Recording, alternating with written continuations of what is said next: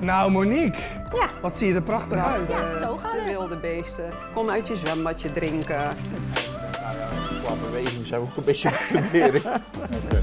Welkom beste kijkers. Vandaag zijn we bij het Krancafé El Molino in Schoondijken. Daar heb ik 2 experts aan mijn tafel zitten en dat zijn niet zomaar experts. Aan mijn rechterkant zit Anneline Nieuwenhuizen, advocatuur familierecht, letselschade. En aan mijn linkerkant heb ik Ilse de Dobbelare, familierecht mediation. Jullie zijn niet zomaar advocaat geworden. Vertel. Breek los. Ja, dat is natuurlijk wel een lang verhaal, hè? Want het gaat terug tot je jeugd en wat je hebt gezien en wat je hebt meegemaakt. Ik weet niet hoe het zo specifiek is gekomen, maar het heeft me altijd op een of andere manier getrokken. Ik denk dat er ook wel een rol speelde dat mijn vader bij de politie was. Hij moest ook opleiding doen tijdens zijn loopbaan en ik zag altijd wetboeken liggen. En op een of andere manier was dat een soort trigger. En ook de rechtvaardigheid kon ook kwaad worden op mijn vader als ik zag dat hij op straat iemand aanhield. Dan kwam er een soort oergevoel naar boven van die mensen moeten geholpen worden. En hoewel ik nu natuurlijk geen strafrecht doe, het is een hele andere tak van sport, denk je dat dat er als kind al wel in zat. En even stiekem in het grote boek gluren. Ja, soort van. Maar ook mensen hebben hulp nodig. Je kan niet zomaar iemand straffen. Dat misschien meer. Ja. Dat lijkt me ook een heel moeilijke materie als je dus voor een rechtszaak staat te pleiten. En ja, je ziet dat de rechter heel anders beslist. Hoe ga je dan in dit geval daarmee om? Ja, dat is soms lastig als er inderdaad anders beslist wordt dan verwacht. Wat we dan gelukkig kunnen doen is dat we soms toch in beroep gaan. Dat we aangeven van we zijn het er niet mee eens. En dan gaan we naar het gerechtshof een stap verder. Kijken of dat daar meerdere rechters meestal, of dat die er dan anders over denken. Dus het is niet dat we zogezegd 1 kans hebben. We kunnen een zaak verschillende keren voorleggen. Dat wou ik ook vragen. Ter Hoe beoordeling. vaak kan iets voorkomen? In Nederland hebben we 3 instanties. 3 instanties. Ja. Dus we en hebben welke? De rechtbank zelf, dat is eigenlijk de eerste.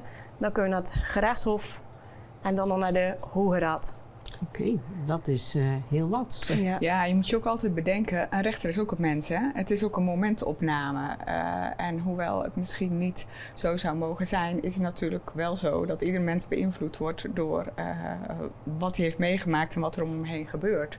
Dus in eerste aanleg, dus bij de rechtbank heet de eerste aanleg, een foute beslissing wil niet zeggen dat dat de juiste beslissing is. Ja. En soms weten wij natuurlijk ook wel dat een beslissing wel juist is. Nou, dan zul je je cliënt daar goed over moeten voorlichten. Ja, dat is waar. Waarom, Ilse, kiest iemand voor mediation en niet voor de begeleiding van een advocaat? Nou, het mooie aan mediation is dat je met name naar de toekomst kijkt. Je wil verder met je leven en je wilt liefst verder zonder wrok en zonder boosheid. En als het kan nog, ook samen met die ander waarmee je dan een conflict hebt. En zeker als er kinderen zijn, is dat natuurlijk heel belangrijk. Want je wordt nog constant met elkaar geconfronteerd. En wat is er mooier dan wanneer jouw kinderen uitvoering van school hebben, of zelf kinderen krijgen, gaan trouwen, diploma krijgen en je kunt nog samen daar zijn. Omdat je in mediation hebt leren praten en omgaan met elkaar. En je hebt samen beslissingen genomen en dat maakt vaak dat je een langdurige relatie nog kunt onderhouden op een andere voet. Als bijvoorbeeld ex-partners, maar wel als ouders samen. Het is niet altijd makkelijk, denk ik, om iets op papier te zetten. Want wat ik dan kan herinneren, is dan er dus voor de kinderen een speciaal plan nog gemaakt worden. Ouderschapsplan, ja. Ouderschapsplan, ja. Ik kon er even niet op komen. Hè? Ja. Maar ja, ik heb natuurlijk niet voor dat vak gestudeerd. Hè? Dus een ouderschapsplan, en dat was vroeger natuurlijk niet. En dat is allemaal in belang van het kind zelf. Ja, een ouderschapsplan laat ouders in ieder geval over een groot aantal punten nadenken en overleggen. En dat is natuurlijk wel mooi, want vroeger werd alles in een uitspraak van de rechter vastgelegd. En nu moeten ouders eigenlijk rond de tafel, al dan niet in mediation of anders met behulp van iedere eigen advocaat, om een bepaald aantal punten af te lopen en daarover na te denken. Maar is het dan ook niet moeilijk als je als ouders loodrecht tegenover elkaar staan en ze moeten dus een plan op tafel leggen en A zegt dit en B zegt dat. Hoe ga je dan daarmee om als advocaat? Ja, dat is heel lastig. Kijk, dan heb je als advocaat een andere rol dan wanneer je mediator bent. Maar in het familierecht proberen wij ook als advocaten, als familierechtadvocaten in ieder geval, wel samen met de cliënten rond tafel te gaan. We noemen dat een viergesprek, dus 2 advocaten, 2 cliënten, om toch die neus een beetje dezelfde kant op te krijgen. En het is onze taak om toch te de-escaleren. Te proberen mensen te wijzen op het gezamenlijk belang. Maar ook te laten zien dat de ander iets zegt met een reden of iets doet met een reden. En dat kan pijn zijn, dat kan angst zijn voor de toekomst, dat kan onzekerheid zijn. En wanneer je mensen kunt laten inzien waarom de ander iets op een bepaalde manier doet of zegt, dan geeft dat een bepaalde verandering in houding. Ja, dat is wel waar. Maar het lijkt me niet altijd makkelijk Het om is in die niet makkelijk. positie alles te begeleiden. Anneline, letseladvocaat. Iemand die had een vreselijk ongeval gehad en jij moet die begeleiden. En eigenlijk loopt het in de soep qua rechtbank. Hoe ga je daarmee om? Hoe begeleid je zo'n persoon? Ja, letselschade is heel breed. Hè? Dus we denken aan arbeidsongevallen, maar ook verkeersongevallen. Medische fouten vallen er ook onder. Maar helaas ook slachtoffers van strafbare feiten, zoals mishandeling, verkrachting. Dus dat is heel breed. Ja. En vaak komen ze in een beginstadium al bij ons, omdat er dan eigenlijk heel veel papierwerk is. En wat dan voor ons van belang is dat het slachtoffer, dat die zich kan richten op het herstel. En dat wij heel de papierwinkel overnemen. En soms moet dat met procedures. En vaak is dat dan tegen verzekeraars. Omdat bijvoorbeeld de aansprakelijkheid van een ongeval niet erkend wordt. Doordat bijvoorbeeld de werkgever zegt van maar wij hebben niks verkeerd gedaan. We hebben alle maatregelen getroffen voor een veilige werkplek. Ja, want het staat ook altijd tegenover elkaar. En dat kan ook heel lang duren, zulke kwesties. Ja, de letselschadezaken duren normaal gezien heel lang. En dat komt eigenlijk... Wat is heel lang? Toch wel jaren. En dat komt omdat we altijd een medische eindsituatie moeten hebben. Dus als we weten van dit is de eindsituatie van het letsel. Het gaat niet verder herstellen. Ja, dan hebben we eigenlijk medisch een einde. En dan kunnen we ook gaan kijken voor de schade. Van, wat betekent dat dan voor de schade? Want soms hebben we bijvoorbeeld dat mensen niet meer kunnen werken. En dan moeten we dus gaan kijken van wat doet dat dan met inkomsten, uitkeringen. En dan gaan we tot jaar X berekenen wat dan bijvoorbeeld de inkomensschade is. Dat is best wel heel breed, hè? Als je heel breed. kijkt. En niet makkelijk, want boekhoudkundig komt er natuurlijk en jullie vaak ook heel veel bij kijken. Ja, dat klopt. Want hoe lang ben je nou met zo'n opleiding bezig tot advocaat? Tot advocaat is minimale termijn van je studie is 4 jaar. Dan ben je meester in de rechten. En vervolgens ben je 3 jaar advocaat-stagiair. Dan doe je een beroepsopleiding. En dat is best zwaar, want dat doe je naast je werk. En vervolgens zijn zowel Anneline als ik heb een postdoctorale opleiding gedaan. Hè? Postdoctoraal heet dat, na je master aan de universiteit. Dus heeft ook wel een behoorlijk niveau. En dat is een beetje afhankelijk van het traject wat je doet. Bij mij was het een specialisatie familierecht en dan nog mediation erachteraan. En dat was in totaal 4 jaar. Voordat dat helemaal afgerond was. Dat is een behoorlijke kluif. Ja, bij Anneline was het dan weer. Ja, dat ligt aan de specialisatie. Verschilt per specialisatie inderdaad. Die van mij was iets meer dan een jaar.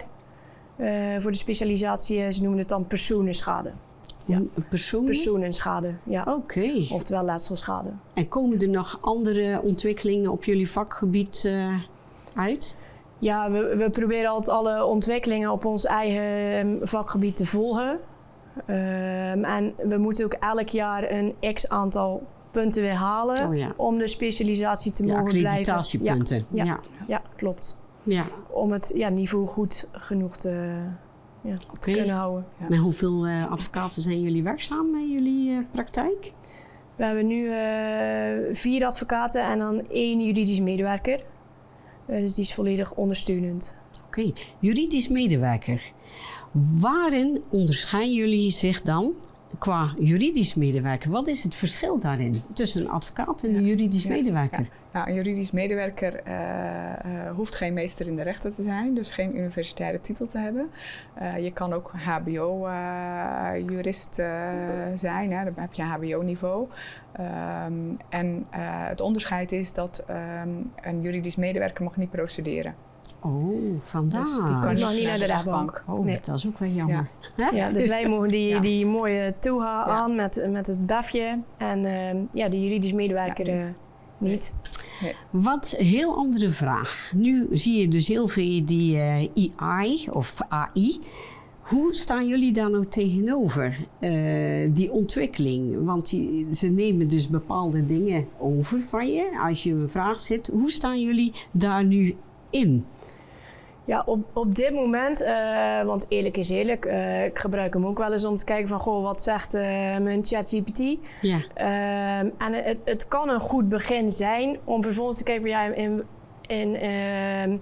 in welke titel of afdeling van het wetboek kan ik dit vinden? Maar echt heel specifiek gedetailleerd, is die niet betrouwbaar. Nee, dat snap ik. En dat is hetzelfde als we bijvoorbeeld vragen van, goh, zoek eens een uitspraak die lijkt op deze casus.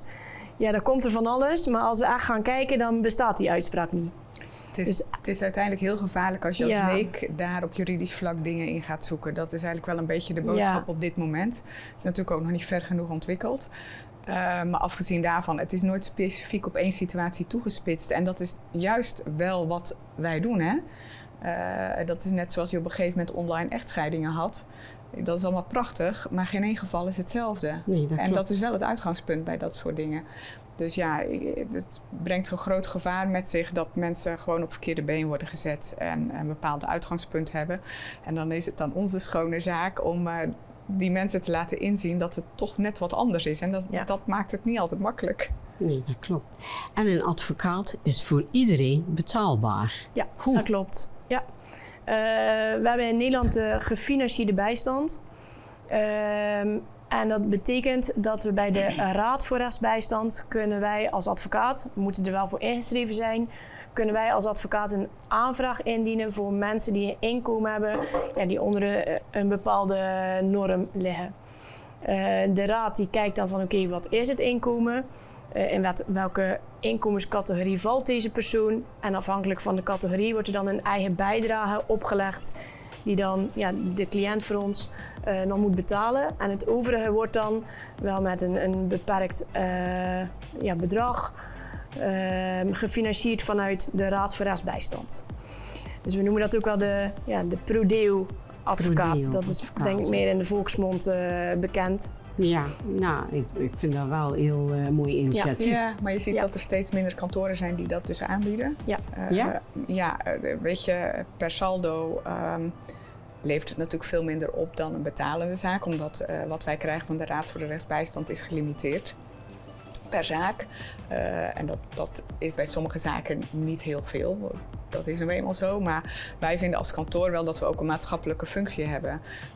Dus wij blijven dat aanbieden op alle rechtsgebieden die we doen op kantoor. Dat was voor ons ook een reden om het te blijven doen. Het maatschappelijke. We willen iedereen kunnen bedienen, kunnen bijstaan. Want iedereen heeft volgens ons recht op een advocaat. Ja. Oké, dat vind ik een hele mooie afsluiting. Ik wil jullie van harte bedanken dat jullie toch in het kort even jullie passie van jullie vak hier op tafel hebben gelegd. Ik wil de kijkers veel kijkplezier wensen en tot de volgende keer.